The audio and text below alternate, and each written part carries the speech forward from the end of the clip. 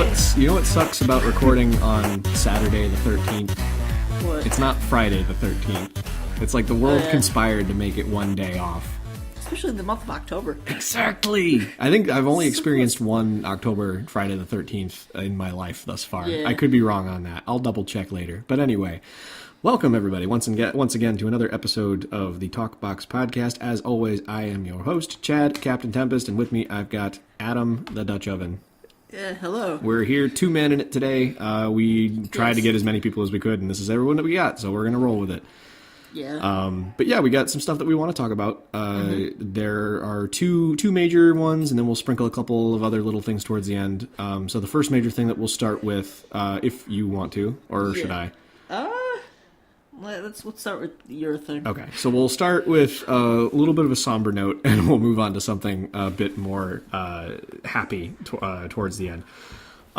So the big news that I've got that I have been kind of following is Telltale Games, unfortunately, is closing down. They're going bankrupt, closing their doors, shutting down the studio, etc. And it's kind of crappy how they're going out. Generally, and I've got my little timeline right here so that I can more properly organize this. On September 21st, they announced that they were going through a massive layoff. They were laying off about 225 to 250 employees and keeping a small 25-person skeleton crew to kind of finish some stuff up as they, end up shutting down entirely. And everyone was wondering, it's like, oh, okay, well, is this skeleton crew going to be here to finish Walking Dead, the final season, which at the time only had one episode released. The next one was coming in the following week. And everything was kind of up in the air. But we learned that production was just getting cut on it. So Walking Dead, final season, would just not be finished. And on top of that, the plans that they had laid out for Wolf Among Us Season 2 and the Stranger Things game also have been completely canceled and canned. And it's unfortunate because I know a lot of people were looking forward to those, myself included. And people, there was a mixed reaction to it. Like, obviously, the people that really enjoy these games, like myself, were kind of lost because we're not going to see how they end. More importantly to me, all of these developers who I've grown accustomed to following on social media and stuff like that are now without jobs. Many of them having picked up and moved out to California just to be there to work in the studio and start their careers and stuff like that. So it sucks that they have to now scramble to find a new place to live or health insurance, and not to mention another job, of course. But it's just a really crappy situation for all of them out there. Moving down the timeline, September 24th, Vernie Roberts Jr., one of the employees, filed a class action lawsuit saying that Telltale violated the California WARN Act, which is the Worker Adjustment and Retraining Notification Act, which specifically states, if I'm remembering this correctly, that a company that has more than 100 employees needs to give its employees 60 days notice of when the company is closing down. Okay. The people at Telltale on the 21st came in that day and were told, clear out your offices, we're closing shop. So that's a pretty major, egregious violation, if I had to say. So I'm hoping that lawsuit does go in their failure, and not in their failure. Wow. Oh my God. In their favor. I hope they do well enough on this, and we'll see what happens. And that same day, Telltale also announced that multiple partners had expressed interest in helping to finish Walking Dead, the final season. And that kind of has evolved since then. In recent weeks, we've kind of had more information come out. Keep in mind, this was late September, so we're in the second week of October, and things are still kind of happening and coming out here. So on September 25th, the final season's second episode went up live for those who purchased it, but all of the $20 season passes that had all 4 episodes were removed from every Gamefront store. Ew. It was removed from Steam, it was removed from Xbox, Switch, etc. Like, they just stopped listing it because you were buying an incomplete product. And they didn't want that. So they basically just listed it from their major storefronts. And they said they're pausing sales until further notice and figuring out, like, are we going to be able to finish this and give them a product? Mm-hmm. And obviously, like me, who's already pre-ordered the game, we're just going to have an incomplete game. There are some people who have been able to refund it on Steam, basically because they've said it's like, yeah, they're releasing an unfinished product. We're never going to see the end of it. I'd rather not have it at all. And they've gotten their money back. But I think I'm just going to keep it. Yeah. Just because it's like, I was intending to play through it. I'm happy with what I've played through. If I don't see those last 2 episodes, fine. If I do, I hope that they do right by the developers and allow them to finish it because they're the ones that were working on it. Yeah. Like, that's the one thing that scared me the most when I heard that they were seeking work with other partners to finish the game, is that it's not going to be the same game. If you take an unfinished product and give it to another company to complete, it's not going to be the same thing by the time that they're finally done with it all. Yeah. I'm not sure if we've had that happen with many other games, but I guess you could equate it to, like, what's a game that changed developers in between sequels? Or like another game, or like a spin-off title or something. I know Homefront did. Only because I was looking up that game the other day because I went on a Wikipedia hole. True. Yeah, so... That tends to happen. But it's like, the first game is completely different from the second game, and people prefer the first one to the second one. Like, there's got to be situations where that's happened, and I feel like that's what would happen with the last 2 episodes of this season. Yeah. And stuff like that. I think it happened with Sly Cooper, between the PS2 and the PS3 versions. Yeah, okay. No, that does sound familiar. But anyway, moving on down the timeline. October 3rd is that they're negotiating a deal that would provide for the 3rd and 4th episodes to be finished by another company using former Telltale employees. Okay. So things are looking up. Hey, the developers might be able to work on their thing and finish it and, possibly get comped for their work. Yeah. October 5th, we learned that skeleton crew of 25 employees is actually a lot smaller. Oh, no. I didn't read that.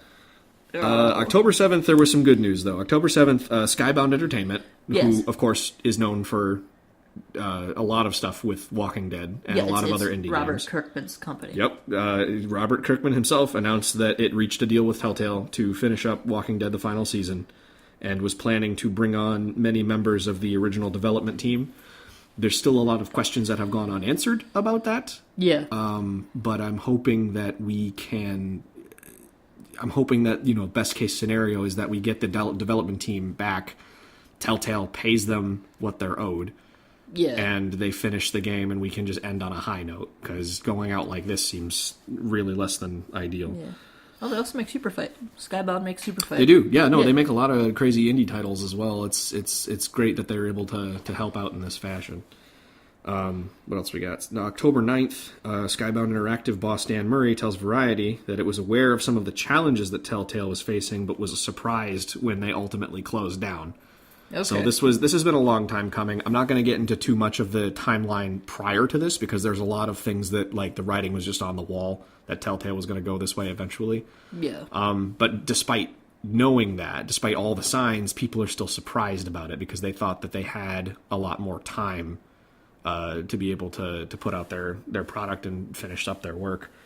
Mm-hmm. So they'll see. He can't say for sure how many former employees will be able to contribute on the last 2 episodes of Walking Dead, the final season, but we'll see. And that's basically what we've got up to this point. That's the general timeline. And I kind of wish that Zach was here, because I know that I'd love to play devil's advocate with him about this and about the company in general. My general thoughts on this is, I think it sucks that Telltale has to go out like this. I feel more for the developers than I do the company. Yeah. And while I understand that the games all followed the same, like, cookie-cutter formula of gameplay, and there wasn't really a whole lot of new mechanics that were introduced in each released title, while that's true, I don't necessarily think that that's a fault of the developers. I feel like that is a constraint that they've had to deal with because the company itself refused to change its formula to any other way.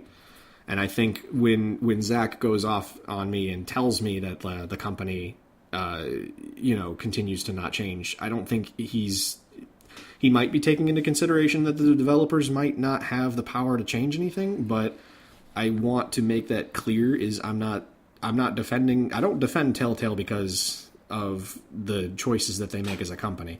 I genuinely like a lot of their games. There's a couple of them that I'm not a huge fan of, but I'm more supportive of the developers and the people that make the games rather than the brand itself. Yeah.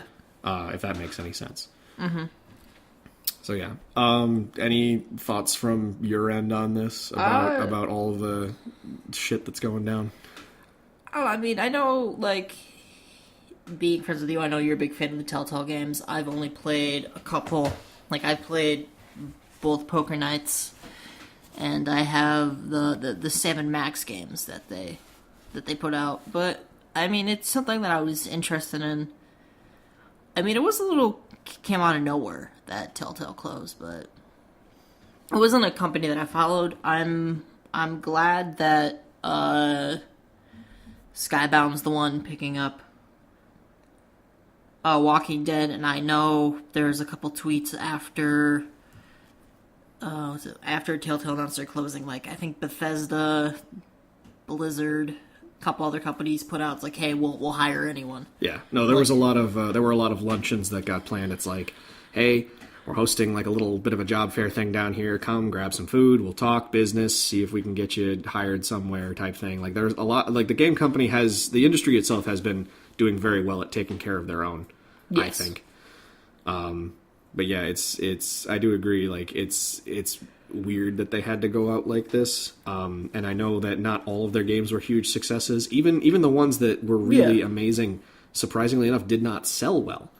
Yeah. And people attributed it to, you could just watch the game be played on YouTube by one of the Let's Players and you'll basically get the same experience. And I disagree with that because you're watching somebody else and sharing in their experience, but you're also kind of robbing yourself of your own. Yes. And I don't think the game sales attribute to a Let's Play. I think if you were going to just watch the game, you weren't going to be playing it or buying it anyway. Because I feel like that's another thing that people say is killing games is the whole Let's Play thing. I think that's completely not true. I mean, there are certain games you can watch. I watched Game Grumps play Breath of the Wild before I bought Breath of the Wild.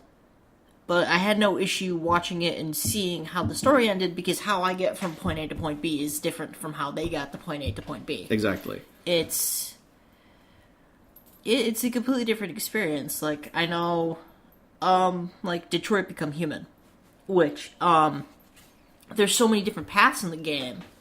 So you're well, I don't need to get it because I watched Jacksepticeye play. It's no, he got, one thing, but you can make, different choices. So there's he got choice 1, you can get choice number 37 and how you get to the ending. So yeah, and that's actually another one that people were kind of citing with Telltale's failure to adapt and evolve their gameplay mechanics. They were basically just a one long cutscene that you had a couple QuickTime events in and made some choices in. And when it first came out, even with the puzzle solving elements, the point and click adventure stuff that they've been doing and implementing into it, that was great when it first came out, but it did not age very well because there wasn't enough new stuff to keep people invested. Whereas now you have games like Life is Strange and Detroit Become Human, where there's more into that choice-based narrative. There's more that surrounds it and gives it a lot more depth and a lot more exploration and playability as a whole. And I feel people wanted to see more of that from Telltale, and it just never ended up coming because they doubled down on this whole, we have established a formula, the formula works, we can apply it to anything. And while they could, it was only really a matter of time before they had enough flops that ended up not being able to sustain, future installments and stuff like that. Mm-hmm. Which is unfortunate because they had a lot of good stuff to start with, and then they just started, kind of spiraling downhill. I don't know a single person that liked the Game of Thrones game that they put out. Yeah.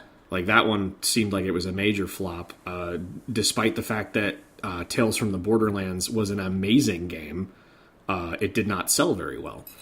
Just because it's the same thing. It was the same formula. People had already seen it already. There wasn't a whole lot of different material to kind of draw them in. But well, yeah, I heard that Game of Thrones didn't do well. I heard, Back to the Future and their Jurassic Park games were hit and miss. But, like, I heard Walking Dead was good. Walking Dead, Wolf Among Us. I heard the Batman games were the Batman games I enjoyed. I still need to play Season 2. But aside from that, I really enjoyed the first one. Didn't they do a Guardians of the Galaxy game, too? They did, and I've heard a lot of mixed things about that one, too. I heard that one wasn't super great or well-received. Again, I haven't played it yet. I've been meaning to, and I definitely want to, but it's just a matter of finding the time. Yeah. But yeah, it's like the Tales from the Borderlands was a fantastic game. It just didn't sell well, and I feel really bad for the developers that worked on that game, especially since, like, fucking Gearbox and 2K literally gave Telltale the freedom to play with the world. Like, everything that happens in Tales from the Borderlands is canon. No. So that means that all of the choices that are made there in some form or fashion, all the things that happen in it, are going to affect Borderlands 3 whenever that eventually comes out, like 2 or 3 years down the road. Yeah. It's like Gearbox has been having some issues, which we will cover later. Yeah. Yeah. But for now, we'll wrap up on Telltale. So it's unfortunate. I'll reiterate, I feel it's unfortunate that the company has to close. I'm not sad for the company or the brand. I'm sad for the developers that now have to, like, scramble to find other jobs. And I'm also sad for the fans of the games who are not going to see their favorite characters' stories completed, or like a game that they were hyped for, like Stranger Things or Wolf Among Us Season 2. That's just not going to happen now.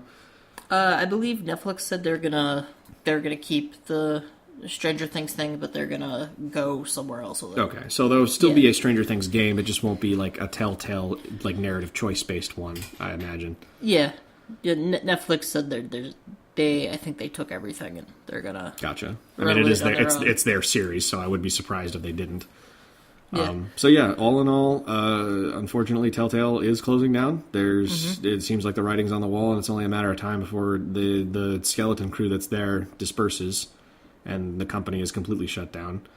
But definitely, like, if you want to support the developers and follow them, just go on Twitter and follow hashtag Telltale Jobs. You'll be able to find plenty of people. I've been able to find most of them through one of the lead narrative designers, Emily Grace Buck. She's amazing. Her Twitter is fantastic. You definitely should go follow her. But yeah, that's all I got to say on that. Yeah, it's sad.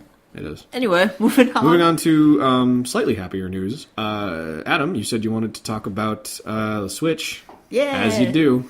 That's my thing now. Yeah, I'm the Nintendo. You're guy. the resident Switch guy.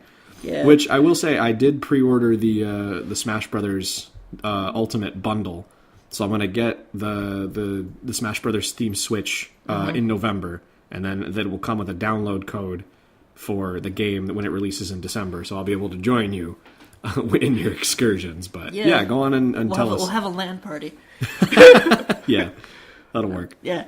Yeah. So actually, a little more than a month ago. A little less than a month ago, I think it was September 20th or 21st, Nintendo Switch Online launched. Launched. Okay. Launched, I thought that this was, like, still in talks for, like, the upcoming year. But... Oh, no. It is launched and it is out. Oh, never mind. Wow. I have it because I play Splatoon a lot. And I'll get to the Splatoon community posts later, which are they're all hilarious. I love the Splatoon community. But yeah, it launched with Nintendo Switch Online. The prices aren't too bad. I think it's $3.99 a month. So like $4 a month. I think it's for the 3 months. It's $6, and then it's $20 a year, or $35 a year for the family plan. The family plan. Yeah, I do remember hearing that announced. I got the $20 a year thing because I play a lot of games online, mainly Splatoon. Well, Splatoon and Fortnite. The weird thing about was like I think it's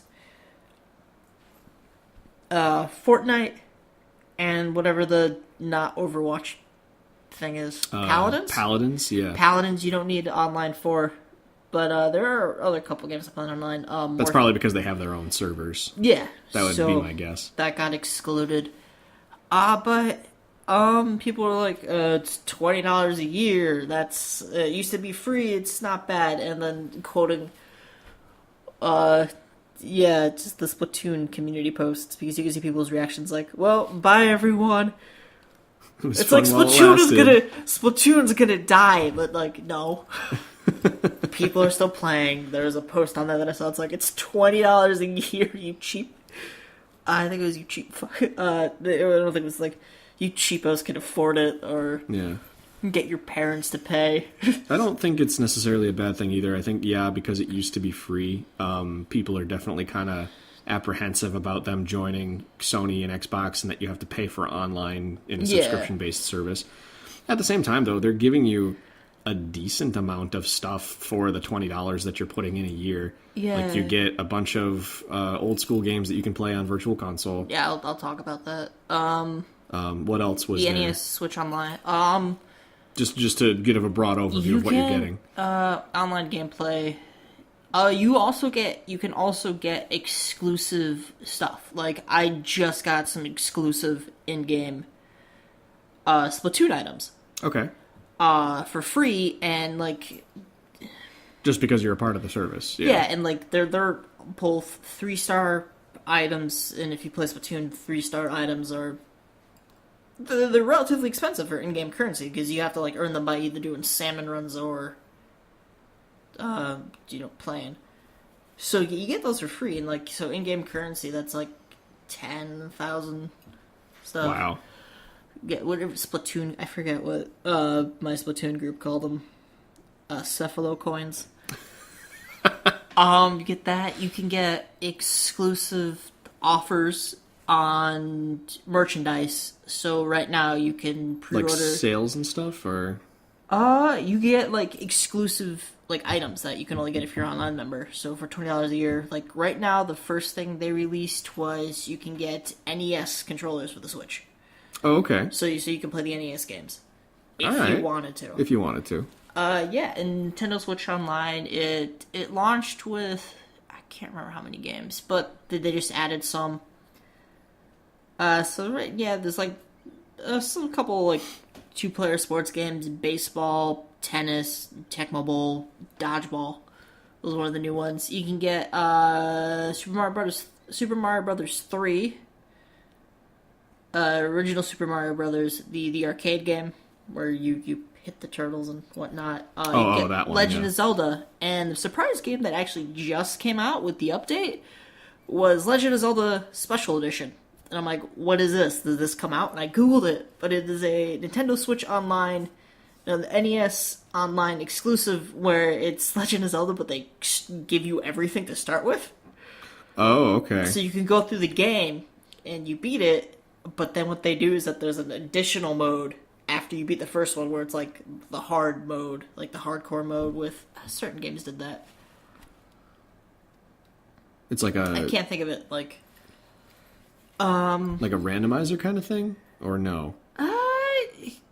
I'm not sure. I've seen those streams where it's like they drop you in the middle of some location and you have to try and beat the game from there with a random loadout of stuff. Well, they start you in the beginning of the game with everything. Okay. In the special edition, but I don't know what like the. It's like where you beat a game. So you beat the game with everything they give you, and you're like, "This is easy," but then they give like the extreme mode. Well, I'm trying to. Certain games do that where you beat the game. It's like, "Hey, do you want to play on hardcore mode now?" I can't think of the game. I mean, Borderlands is the first one that comes to mind for me. Yes. Because you can start on a much harder difficulty. The enemies scale up with your level, but your weapons do not scale with your level. So you have to keep swapping out gear and making sure that you're in top form. It's like that. I don't know. It's fun. I like having it. Good. I play. I'm terrible at all these old NES games. I also remember hearing that there is a cloud save feature where you can put all your data up in the cloud. Save. Yeah, I haven't used it. People, I think a lot of Splatoon players are upset because Splatoon is not part of the cloud save, which I don't know why it would be. I mean, if you've got specific like unlocks that you want to keep, I can understand that. That is true. Like specific gear and weapons and all that. I think they said it wasn't because they didn't want anyone to be at an unfair advantage, which again doesn't make sense. And I feel like Nintendo's going to be like, never mind. They might implement it at some point, but yeah, that definitely does seem a little weird. But I do remember there was a lot of. They were kind of wondering about the cloud save. It's like, okay, well, what if I decide to cancel my subscription? What happens to all that data that's up there? And I guess at first they didn't make an announcement on it, so everyone assumed that as soon as you stop paying your subscription, that data's just all gone. Mm-hmm. And you can never access it again. But I guess they said that there's going to be a small grace period where they'll keep that data in the cloud for you until you resub, and then after that grace period is up, that's when it'll get removed and deleted to make room for other people's stuff. Which is fair. Makes sense. Gives you some time, too, if you like miss the payment and you need to get the $20. Because I don't know how everyone's living situation is. I don't know how easy it is for you to get access to $20 on occasion, but in the off chance that it's a problem, you have time. Like, it's not be all end all. I like it. The only games I'd probably cloud save would be Legend of Zelda and it's a weird long line of me thinking Legend of Zelda and Octopath Traveler. Oh yeah, Octopath. No, I've heard nothing but good things about that one too. We'll probably talk about that in the one cool thing. Cool. Yeah, I think that's pretty much it for Nintendo Switch Online. All right. Is there any... I'm assuming there's a bunch of titles that are coming out that will have access to it, obviously. Like, Pokemon, I think Smash. Will. Smash Brothers will. Mario Party does. That came out. Splatoon does. Mario Kart probably does, too. Yeah, Mario Kart. I can't think... They don't have that many online games. I mean, they're probably getting the system in place, and that way they'll be able to implement that system into games that they're currently developing. For stuff like that. But yeah, no, it's fun. I like it. All right, cool. I wasn't complaining about it. I'm like, $20 a year is nothing. That's cheaper than Xbox. Yeah, all right. So, rapid fire news time. Sure. Yeah. Yeah, I'd like to lead off with Sony finally got off their high horse and is allowing crossplay. Hey, finally. Yeah, I just took them long enough. I saw an article today that apparently Diablo 3 is going to be crossplay between Switch, PlayStation 4, and Xbox One. Nice. Yeah, so now people can play Fortnite, and that a whole account thing was which was stupid. I don't know why Sony did that. I think they just wanted to keep their player base exclusive to the PlayStation. It would make sense if it was like if you want to play with your friends have to also play on this system kind of thing, which I understand from a business standpoint why they'd want that, but in reality, it's like, why not just let people use the systems that they want to use? And I love that we're hitting that point where crossplay is like actually viable and possible, because I only remember a handful of titles that actually engaged in it, like the first one being one of the Shadowrun games, where it was crossplay between Xbox and PC. Which made sense. Which did make sense, because Microsoft. But then, like, other games like Rocket League, for example, started to implement that feature across, like, PC and Xbox and PC and PS4. Granted, obviously, you wouldn't be playing PS4 and Xbox with each other at the time, but now that's possible, because Sony's kind of lifting that gate a little bit to allow that to happen. Yeah, I think once Switch, I think Xbox and Microsoft and Nintendo were like, yeah, whatever, we'll do it. Like, I know when Minecraft came out, Sony's like, no, and then I think Nintendo tweeted at Xbox, it was like, hey, you want to build? And Xbox replied with a little someone made like a little Nintendo logo and tweeted back. They're like, yeah! Fantastic. So, yeah, they've been having a field day with Sony being grumpy.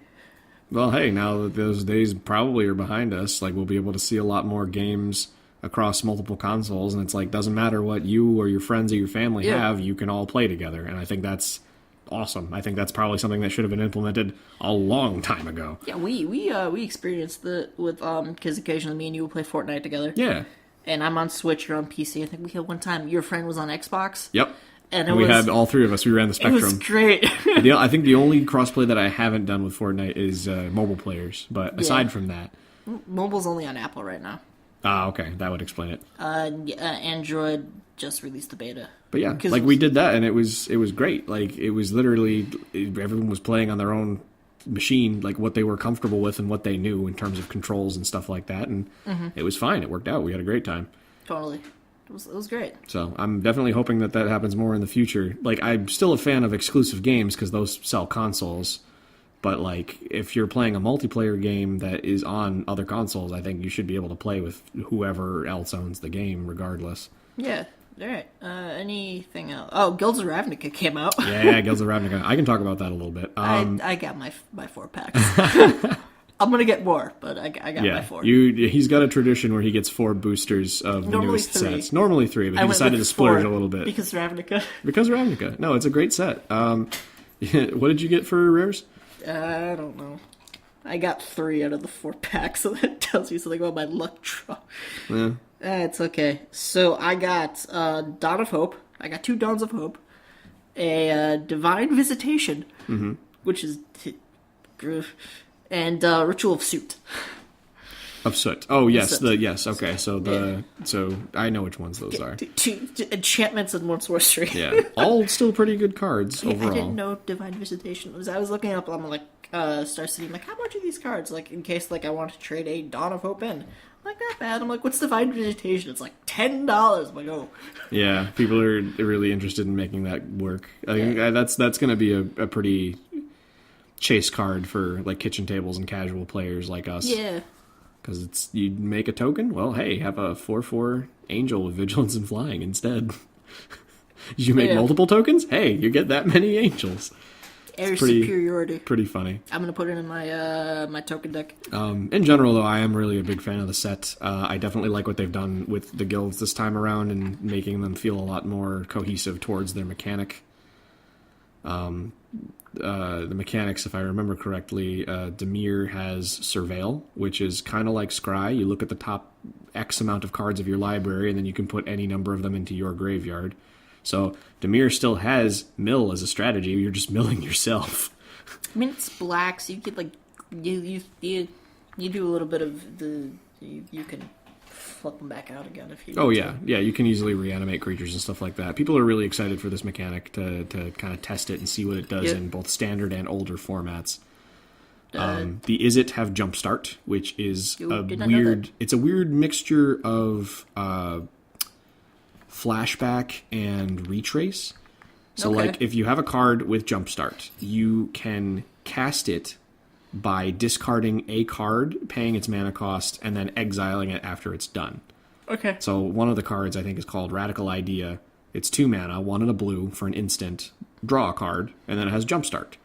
So for 1 and a blue, you can play it from your hand, draw a card, and then at any point later on, if you have a bunk card in your hand that you don't want and 2 mana up, you can discard that card, pay your 1 and a blue, and then Jumpstart the Radical Idea from your graveyard, and then draw another card, and then exile the spell afterwards. So I think it's interesting. I think it's not a great mechanic on its own. I feel like you need other things in a deck with it to kind of fuel it. Like, obviously, a little bit of self-mill, so you can get those cards in your graveyard, and they act as, like, additional cards in your hand. I think that's pretty cool. So you combine it with Flashback and just discard the card with Flashback on it. You just Flashback. That's true. Hey, discard another Jumpstart spell to jumpstart the first one. Yeah. There's a lot of niche things that you can do with it. It's pretty funny. Itself. Undergrowth is the Golgari mechanic, and Golgari. Undergrowth, if I remember correctly, has various effects equal to the number of creature cards in your graveyard.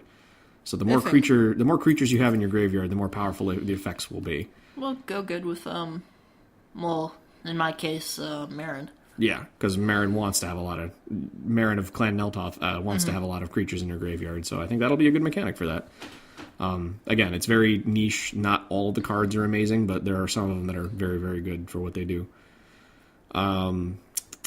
Selesnya has Convoke, which I believe is the only returning mechanic. And it makes sense because Convoke is a very, very good mechanic. You can tap creatures as if they were mana, basically. And they can help pay for spells and fuel giant, crazy X spells that do crazy things. Yeah, I like how this time they're more focused on big creatures instead of just swarming the board with tokens. Yeah. Well, I mean, they're still kind of focused on tokens, but now it's like you're using the tokens to fuel the bigger stuff. Well, which is cool. Yeah. I think Convoke and the old, not the old one, the Return to Ravnica Populate work very well together. And then the last one, Ravnica block, guys. the last one was Boros, who had a new mechanic, Mentor. And Mentor reads, when you attack with the creature with Mentor, you can put a +1/+1 counter on another attacking creature that has less power. So, like, you attack with a 3/3 and a 2/2, and the 3/3 has Mentor, then that 3/3 can power up the 2/2 into a 3/3 and, like, mentors it in combat to make it stronger. What was Boros's mechanic from the previous two? Was it Gatecrash? There was, the one from Gatecrash was Battalion, whereas if you attack with 3 or more creatures, something happens. Yeah.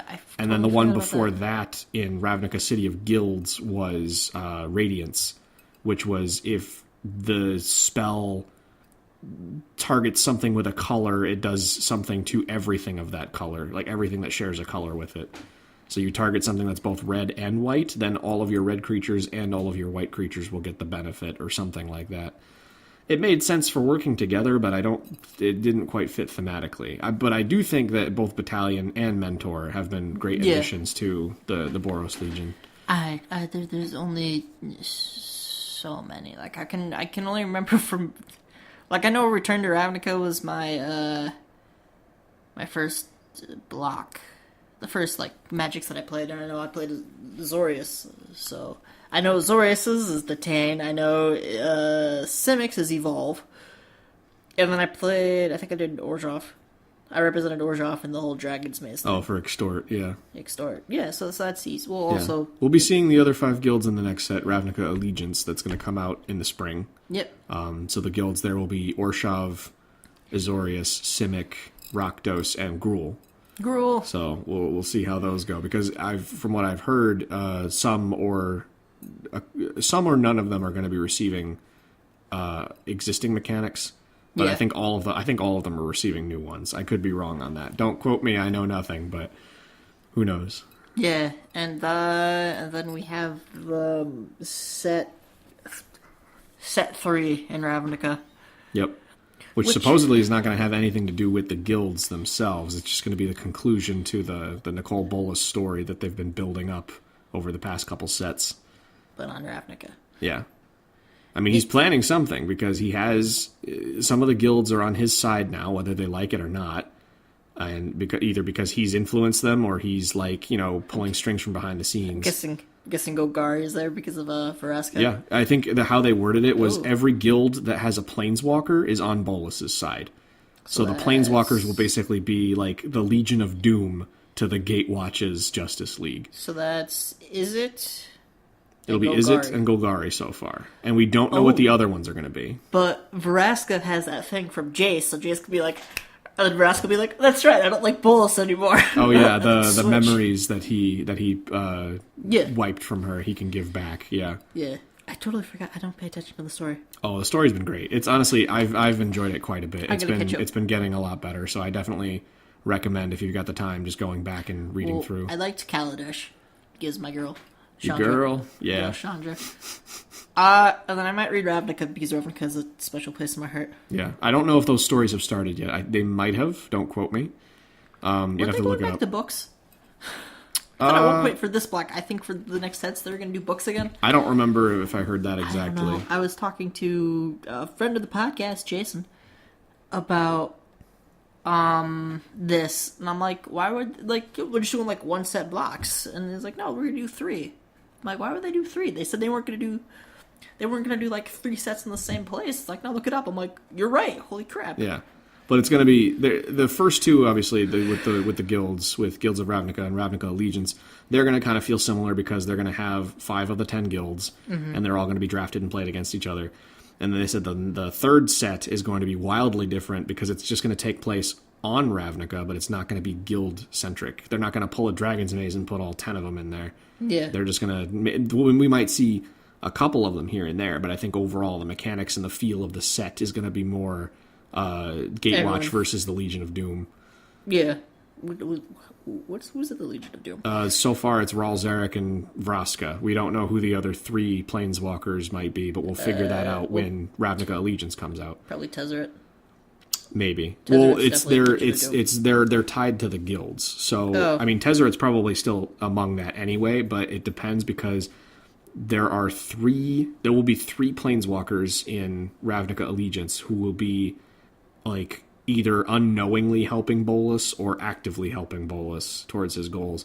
And people were saying, oh, well, maybe Dovan Bond is going to take over the Azorius Senate because in the artwork for Hallowed Fountain, there are Thopters flying around. And I thought, wow, that actually kind of makes sense because he wants order. He'll take over. He doesn't know that he's helping Bolas, but... Asperia's dead. Yeah, Asperia's dead, so somebody needs to step up as the guild leader. How many Planeswalkers were in guilds? 2. Vraska? It was just Vraska and Ral, and that was it. So then we're getting 3 in... Which people are speculating it's going to be Dovan Bond, a new Domri raid for the Gruul. And then people were also saying that in key artworks, they saw, what's her name? Kaya, Ghost Assassin from Conspiracy Take the Crown. Oh, yeah. So they're thinking that she got hired to kill the Ghost Council. And now she's going to be taking over the Orshav Syndicate. So that's pretty fucking wild, if I do say. So I'm guessing unnamed third set is where we'll get any new Gatewatch. Probably, if any. So maybe Jace. Jace would make sense. If not as a card, he'll definitely be like showing up in artwork and flavor text for the set. Chase and Gideon, definitely.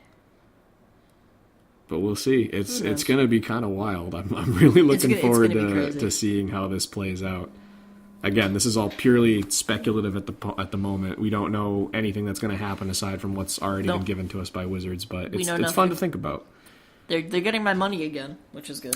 I didn't think they were going to do that. I was excited for like, oh yeah, I'll do Kaladesh because my girl.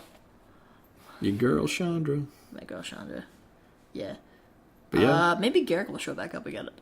That would be interesting. I'd love it. He hasn't showed up since F15. Yeah, nobody knows what happened to him. He's just been out hunting Liliana because he's just trying to get rid of that curse. So I think my favorite part. Yeah, I think the last we saw of him, Jason's like, "Ooh, it's not me." Yeah, and he's just like, "Leave me alone." And he just ran off and somewhere. Walks away. Elspeth is dead. Yes, in the underworld of Theros. Not actually dead, but you know. Who's Gatewatch? Gatewatch currently? Yes. Let's see. Nissa quit, so I believe it is... And Nissa quit and Liliana turned, so it is now Jace, Ajani, Chandra, Gideon, and Teferi. Teferi. Wait, when did Liliana turn?